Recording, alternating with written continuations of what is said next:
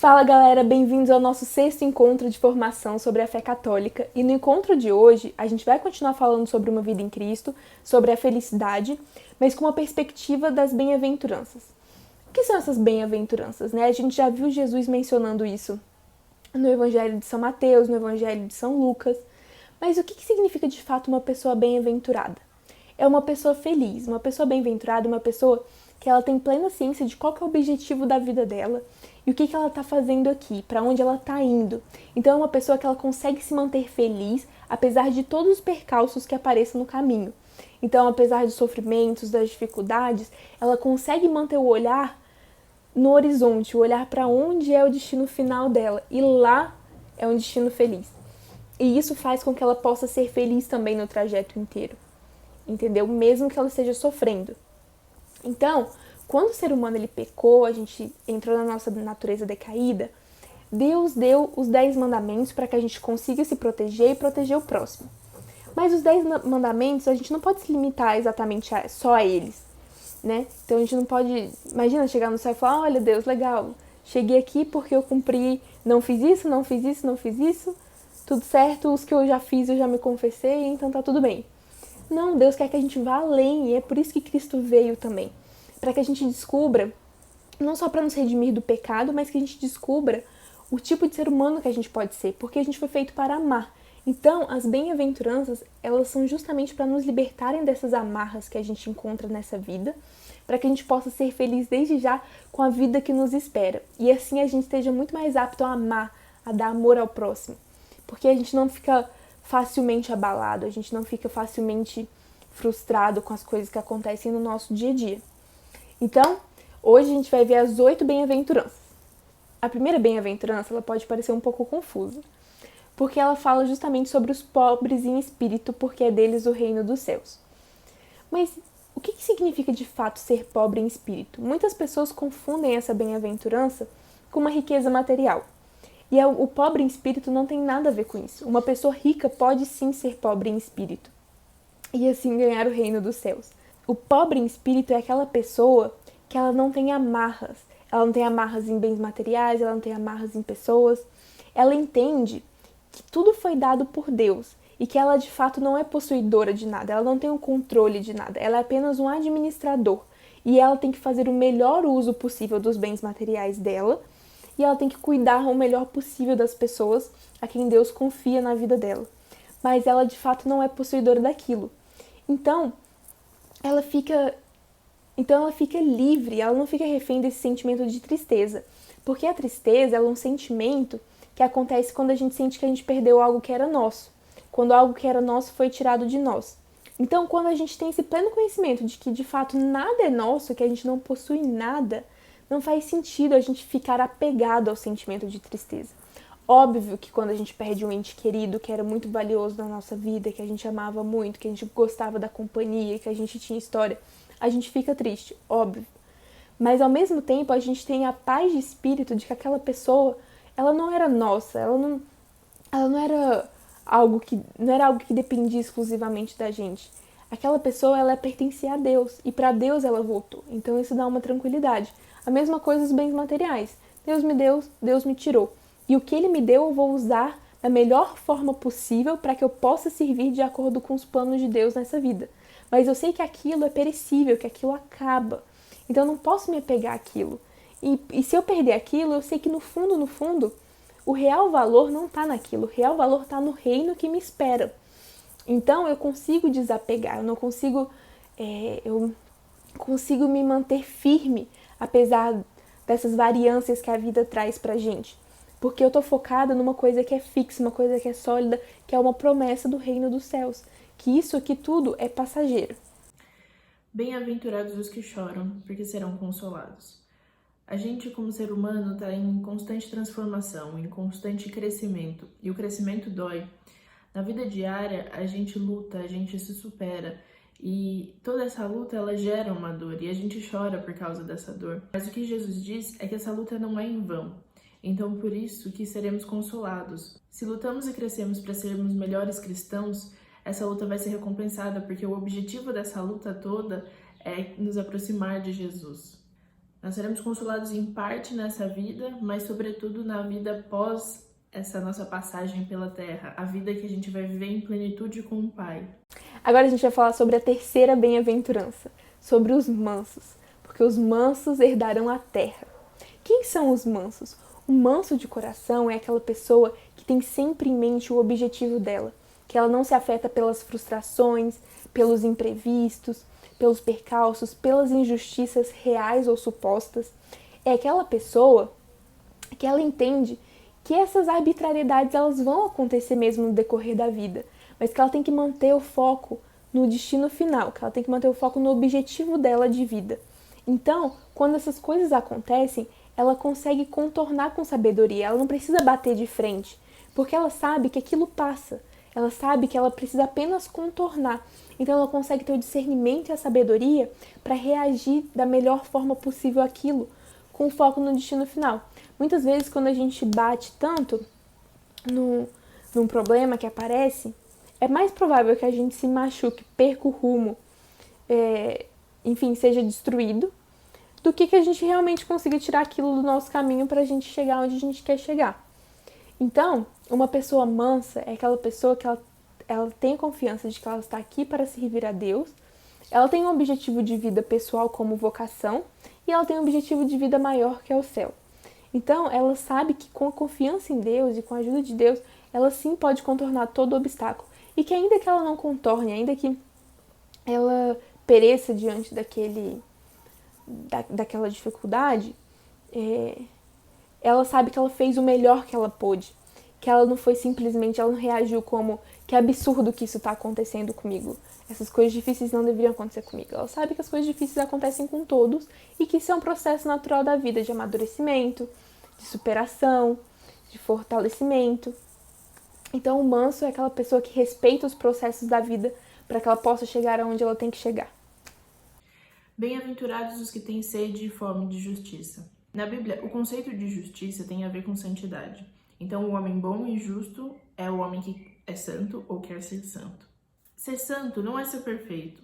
Hoje em dia a gente escuta muito, não pense que eu sou santinho, porque as pessoas acham que ser santo é não fazer absolutamente nada de errado. E na verdade não. Ser santo ou querer ser santo, que é a mesma coisa, é querer amar como Deus e atuar como Deus. É não se contentar com um pouco, é não se contentar com a vida presa no pecado, é querer buscar sempre mais. Porque o que Deus tem pra gente, o plano que Deus tem pra gente é muito maior do que os nossos maiores sonhos. Então, se buscarmos nele uma coisa que ele mesmo nos dá, que é a santidade, que está ao alcance de todo mundo, porque ele nos dá, é ser justo.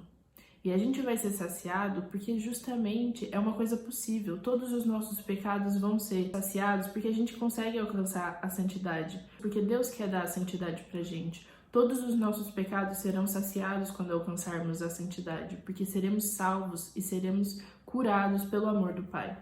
Bem-aventurados os misericordiosos, porque alcançarão a misericórdia. Para explicar essa bem-aventurança em uma frase, Deus é amor, e o que Ele mais quer é que a gente seja como Ele. E indo um pouquinho mais profundo do que isso, em Lucas 6, no versículo 27 ao 36, Jesus fala, e eu leio para vocês. Digo-vos a vós que me ouvis, amai os vossos inimigos, fazei bem aos que vos odeiam. Abençoai os que vos maldizem e orai pelos que vos injuriam. Ao que te ferir numa face, oferece-lhe a outra. E o que te tirar a capa, não impeças também que levem a túnica. Dá todo o que te pedir, e ao que tomar o que é teu, não lhe reclames. O que quereis que os homens vos façam, fazei-o também a eles. Se amais o que vos amam, que recompensa merecereis? Também os pecadores amam aqueles que os amam.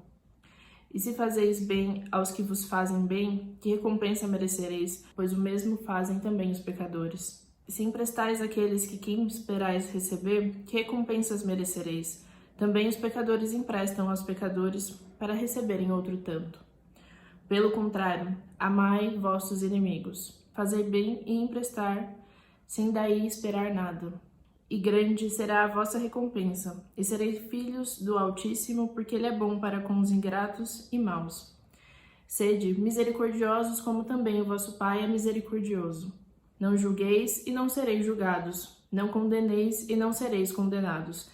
Perdoai e sereis perdoado. Dai e vos será dado. Então, os misericordiosos alcançarão a misericórdia porque receberemos na medida que damos. E não porque a gente espera, mas porque a gente faz por amor e porque a gente faz como o Pai fez. Agora a gente vai falar sobre uma das bem-aventuranças mais bonitas, que é a sexta bem-aventurança, que é justamente sobre os puros de coração. Quem são os puros de coração? O que é essa pureza de coração? Essa pureza de coração é a capacidade de enxergar, de agir e de falar das coisas conforme elas realmente são. Então é aquela pessoa que é sincera sobre quem ela é e é sincera sobre quem o próximo é. Então, uma pessoa que é pura de coração é uma pessoa que não tenta mascarar a verdade, é uma pessoa que não mente, é uma pessoa que mostra a verdade. E ela consegue ser ela mesma.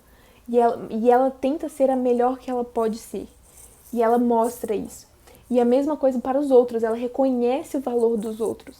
E ela vai além de usar os outros. Ela não consegue, ela enxerga tanto o valor no outro que ela consegue tratar o outro com o devido valor, com o respeito que ele precisa. E, ao mesmo tempo, ela também é contra a injustiça. Porque uma pessoa pura, ela busca a verdade acima de tudo. Então, se alguém é acusado, a primeira reação de uma pessoa pura é buscar a pureza de intenção no próximo. É tentar entender qual que de fato foi a intenção do próximo. E ainda que o próximo realmente tenha agido de má fé, é aquela pessoa que busca não a condenação do próximo pelo próximo, mas busca a condenação daquela pessoa como uma forma de buscar o bem para aquela pessoa, para que aquela pessoa aprenda alguma coisa, que ela realmente possa ser boa e que ela realmente possa ser salva. Lembrando que as bem-aventuranças sempre mantêm o foco no céu. Então, uma pessoa pura é uma pessoa feliz porque ela não precisa ficar mascarando, ela não precisa gastar energia ficando mascarando coisas, criando uma realidade que não existe. Ela é uma pessoa feliz por ser quem ela é e por enxergar o próximo quem ele é, de fato. Bem-aventurados os pacíficos, porque serão chamados filhos de Deus. Os pacíficos não são somente mansos, então essa não é uma repetição da segunda bem-aventurança. Os pacíficos são os operadores de paz, aqueles que promovem a paz. E a gente escuta muito na linguagem popular, assim, hoje eu só queria um pouco de paz, ou eu só preciso de um pouco de paz. Então a paz é um grande desejo do coração humano que só é encontrada à medida da reconciliação. Em primeiro lugar, é a reconciliação do homem com Deus, que foi o que Jesus fez pela gente. E como consequência disso, a reconciliação dos homens entre si mesmos. Quando os anjos apareceram aos pastores para contar do nascimento de Jesus, os pastores cantavam: Glória a Deus no mais alto dos céus e paz na terra aos homens, objetos da benevolência divina. Isso vocês podem encontrar em Lucas 2, versículo 14. E os pacíficos, os operários da paz, são as pessoas que procuram que todas as outras pessoas possam ter esse estado de espírito, possam encontrar essa paz que todos tanto desejam. É algo que eles não buscam somente para si mesmos, mas para os outros, para a sociedade inteira, para as pessoas que eles nem gostam e para a cultura no geral.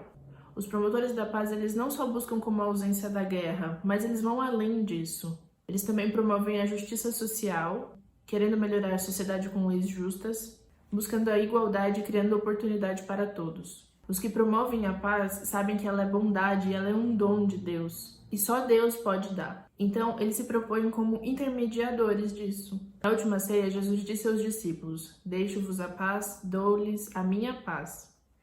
E na sua primeira aparição, depois da ressurreição, ele chega para os discípulos e fala: A paz esteja convosco. E logo em seguida ele mostra as mãos e o lado, e todos os discípulos se alegram. E aí ele repete: A paz esteja convosco. Como o Pai me enviou, eu também vos envio.